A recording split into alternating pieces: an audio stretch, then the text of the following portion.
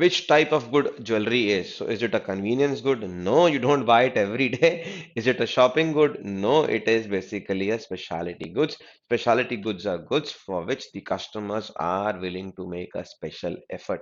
I gave you an example of a Mercedes in my lectures and also Tanishka jewelry. So specialty goods are goods basically when you put a special effort to buy them, right? So the answer is specialty. Let's move on to the next question. So it is a method in which various products are combined at the same price. So which technique or which concept will basically have a method in which the products, various different products are combined at a same price.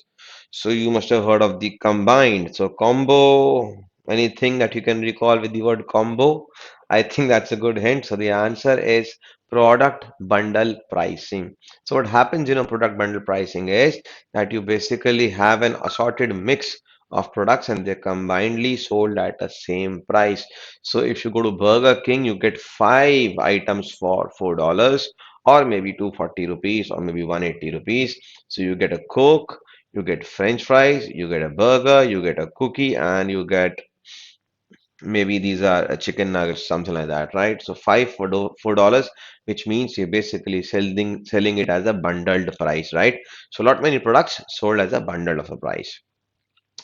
Differentiation in pricing for various geographical customers is what? Price skimming, psychological pricing, pricing variations, geographical pricing, none of these. It is geographical pricing for sure. I gave you an example when you're selling products in different areas, different states, maybe different regions at different prices. If you go and purchase a loaf of bread or maybe cheese or butter made by Mother Dairy, you have a look at the pricing. It to specifically say that in Delhi and NCR, the prices are this, but outside Delhi and NCR, the prices are such, right? Some manufacturers also sell their produces to Nepal. So in India, this is the price, and in Nepal, this is the price. So different geographies will be having different pricing. So geographical pricing is the correct answer. Let's move on to the next question. When the market is run by a small number of firms that together control the majority of market share, it is known as oligopoly. Only a single player that becomes monopoly. Only a few number of players, handful number of players is basically oligopoly, right? And when there are too many players, that becomes a perfect competition, right? So oligopoly.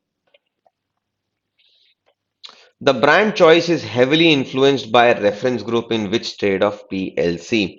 So, in which state of the product life cycle, the brand choice is heavily influenced by the reference group.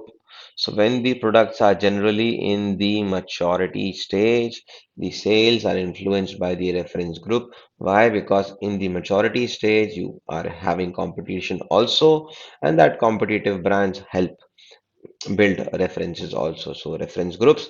So basically maturity stage. The major components of a marketing mix are, so this should be a piece of cake. Product, price, place, all of these. Obviously, yes, you missed on promotion, which is not mentioned over here. So option D is the correct answer. Let's move on to the next question. Dash guides the development of advertisements and personal sales presentations. You remember think, feel, and do. I also talked about hierarchy of response model. We talked about the four response models in which the very first one and the most commonly used was the AIDA model. If you remember, we talked about the attention, interest, desire, and action. So the correct answer is AIDA. So the AIDA guides the development of advertisements and personal sales presentations because we're trying to gain the attention of the consumers. Then we are trying to develop an interest, then generate a desire, and then eventually we are expecting them to act upon it by making a sales.